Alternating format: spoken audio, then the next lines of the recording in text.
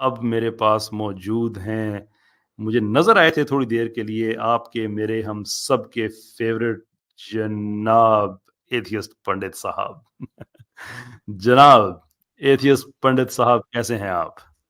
जी, मैं अच्छा हूँ, आप बताओ? मैं तो हमेशा ये आपको देख के बड़ा खुश होता हूँ मैं। सुनाइए कैसे हैं आप? जी, वो कैमसेट के आपके वहाँ क्वेश्चन आया था, उसी के ऊपर मेरे को थोड़ा बात करनी थी। अच्छा जी। वो तो आपका फ़ेवरेट क्वेश्चन है, आपका पहले भी बड़ा आपने रैशनलाइज़ किया था। देखें आपकी बात कहाँ-कहाँ तक पहुँच रही है अब यूनिवर्सिटीज़ तक भी।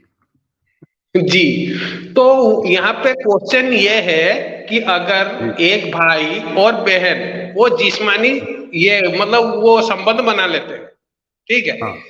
फिर जी। मतलब इस्लामिक तरीके से उसके मतलब सजा उनको तो वो लॉ ब्रेक कर रहे हैं, उनको सजा मिलेगी या नहीं मिलेगी?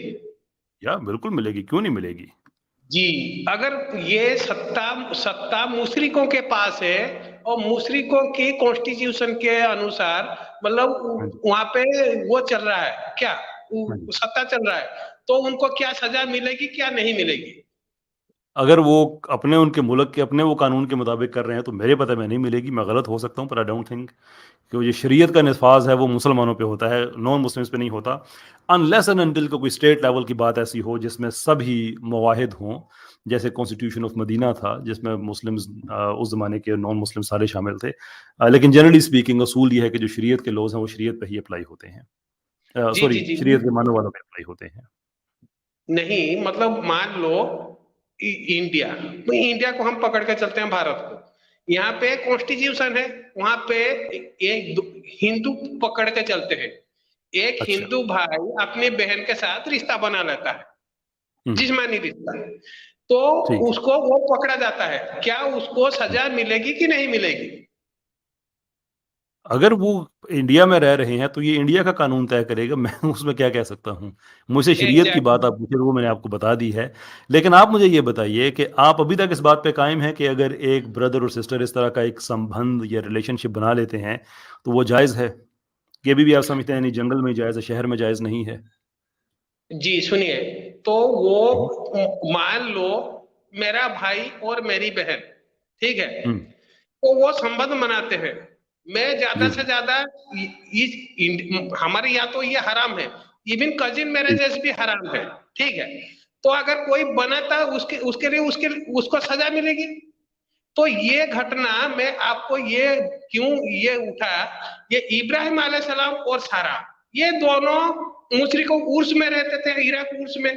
वहां पे मुशरिकों की कानून चल रहा था, तो उनको अच्छा। क्या सजा मिली होगी यही मैं जानना चाहता हूँ। पता नहीं जी क्या सज़ा मिली होगी। मैंने आपसे पूछा है कि आप अभी तक इस चीज़ पे कन्विंस्ड हैं अपने इज़्म के मुताबिक जो आपने लास्ट टाइम बताया था कि अगर बहन-भाई आपस में इस तरह का रिलेशनशिप बनाते हैं तो वो कोई बुरी बात नहीं है, ऐज़ लॉन्ग ऐज़ वो जंगल में हो, शहर में ना हो। आप उसी पे खड़े हैं आज तक?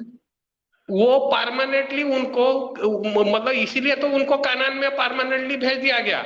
आप जाओ कनान में, वहां आप जो मर्जी वही करो। हाँ, तो इब्राहिम अच्छा आपने अलैहिस्सलाम।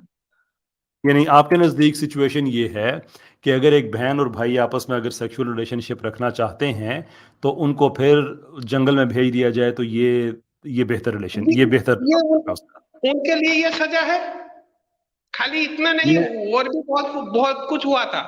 यही अच्छा। चीज मैं आपको समझाने की काफी टाइम से अच्छा, मैं कोशिश कर आपसे रहा हूँ। एक एक चीज़ मैं थोड़ी-सी अपने नॉलेज के लिए पूछना चाहता हूँ कि ये सिर्फ़ ब्रदर एंड सिस्टर के लिए है कि वो जंगल में जाएँ या जो नियोग करते हैं उनके लिए भी ऐसा ही है?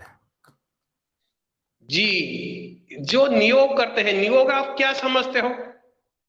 आपको अच्छी तरह से पता है मैं क्या समझता हूँ और होता क्या है आपको पता है। बहरहाल बताइए। नहीं नहीं, वही वही आप मेरे से आपसे मैं डेफिनेशन जानना चाहता हूँ। नियोग नियोग होता क्या है, मैं बता देता हूँ, कोई बात नहीं। जी, जी, नियोग वो बताएँ। होता है, मान जी, लो जी। एक जगह एक हस्बैंड और वाइफ है। हुँ, हस्बैंड किसी कारणवश मर गया, ठीक है?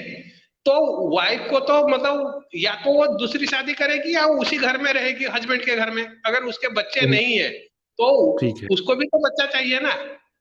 सही। या तो आप दूसरी शादी कर लो, या सही। फिर मतलब जो आपके फेवरेट हो, जो मतलब फेवरेट इन द सेंस आपके यहाँ चॉइसेस रहेंगे। आप मतलब एक बच्चा आप लीगली, वहां पे सारा कुछ लीगल होगा, ठीक है। ठीक। लीगली आप किसी के साथ संबंध बनाओगे, ऐसे जाहिर सी बात है, ऐसी ये आप चुनोगे जो जो सही। आदमी बार बार आपको परेशानी ना करेगी, परेशान ना सही। करेगा आके ठीक है। आपके जिंदगी में। आप अपने हम्म, मतलब जो हस्बैंड जो मर गया उसके घर में सही। रहोगे, लेकिन ठीक बार है। बार आपको जिससे आप बच्चे ले रहे हो, जैसे हो गया टेस्ट हम्म, ट्यूब बेबी, तो जिससे आप सही। बच्चा ये गर्भ धारण कर रहे हो, वो बार बार आपके लाइफ में आके मतलब आपको डिस्टर्ब नहीं करेगा। हाँ तो सही वैसे है। वैसे संबंध मनाया जाता है। जो बच्चा पैदा होता है वो लीगल होता है, और सारे राइट्स, वो बच्चे की सारे राइट्स, वो हम्म, मतलब वो आपने जो मर गया जो हस्बैंड, उसके मतलब नाम पे वो बच्चा रहेगा, उसका नाम वही रहेगा। और हस्बैंड का जितने भी प्रॉपर्टी है वो इनहेरिट करेगा, और जो भी हम्म, जितने भी राइट्स है वो एक लीगल बच्चे की राइट्स होगी। ये होता है नियम। सही।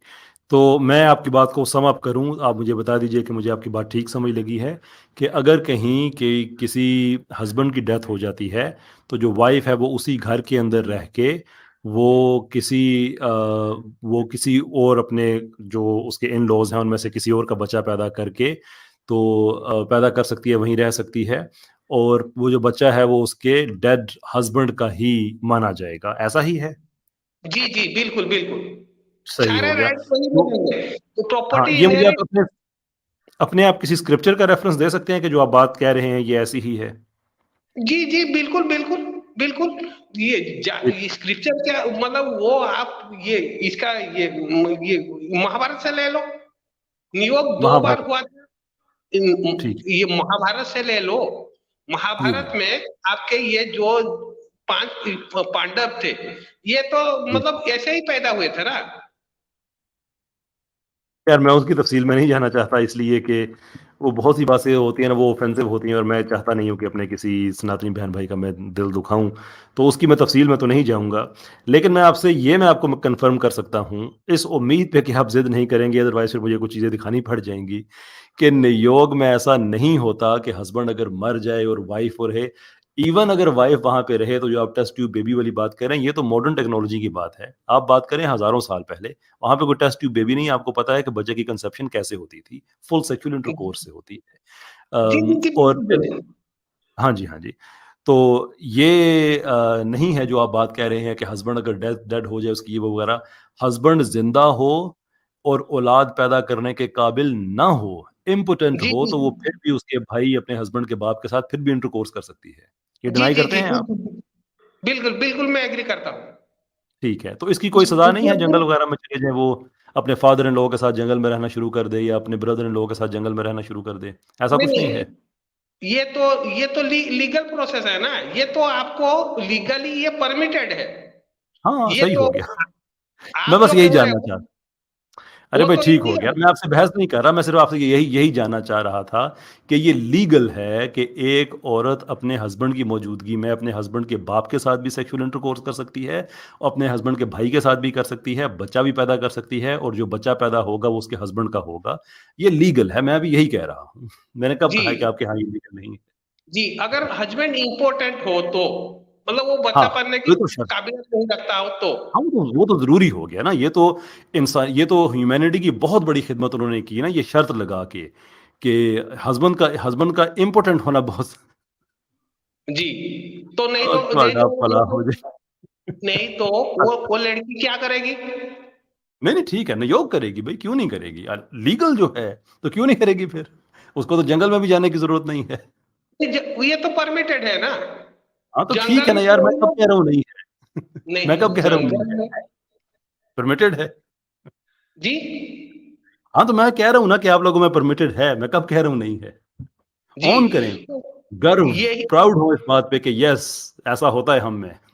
जी, ये तो एक मतलब ये मतलब कोई भी सोसाइटी में ये एक रियलिटी है। हाँ हाँ, नहीं तो नहीं, कोई रिस्क नहीं जो आपकी सोसाइटी में, हर सोसाइटी में रियलिटी नहीं है ये। नहीं नहीं, हर सोसाइटी में मतलब अगर आपको मतलब आपको छोड़ के वो बीवी नहीं तो भाग जाएगी, अगर आप कोई मुसलमान इंपोर्टेंट होगा तो वो बीवी छोड़ के हाँ भाग जाएगी, इसके साथ रह के मेरे को फायदा क्या। ये इस्लाम मतलब बीवी को हक नहीं दे देता सकता। है, इम्पोर्टेंट हस्बैंड है तो छोड़ दो, खुला ले लो, हाँ वो ये होती है रिस्पेक्ट। खैर छोड़ें उस पर, क्या मैं अब आपसे इस बात बारे में बात करूं, जो आपने कह दी है ये बहुत अच्छी कह दी है कि ये लीगल है सारा। और देखें ना कितनी इसमें दो चीज़ें बड़ी अहम आपने बताई। पहली इंपॉर्टेंट चीज़ आपने ये बताई कि हस्बैंड का इम्पोर्टेंट होना बहुत ज़रूरी है। दैट्स ब्रिलियंट, यानी कि ये सिविलाइजेशन का आला म्यार है, क्योंकि हस्बैंड इम्पोर्टेंट नहीं है फिर तो वो क्राइम हो गया ना। तो इम्पोर्टेंट होना जी ज़रूरी है। और दूसरे फिर जी उनको जंगल में जाने की ज़रूरत नहीं है, वो घर जी। में ही जब लीगल हो कहते हैं, तो जंगल जंगल में तो मंगल घर में ही मंगल। हाँ व्हाटएवर। जंगल में जो जिसको सजा मिलती है वो जंगल में जाता है, उसको खतना करके जंगल में भेज दिया जाता है। ये हरकत जरा मतलब फिर कीजिएगा हंसने वाली।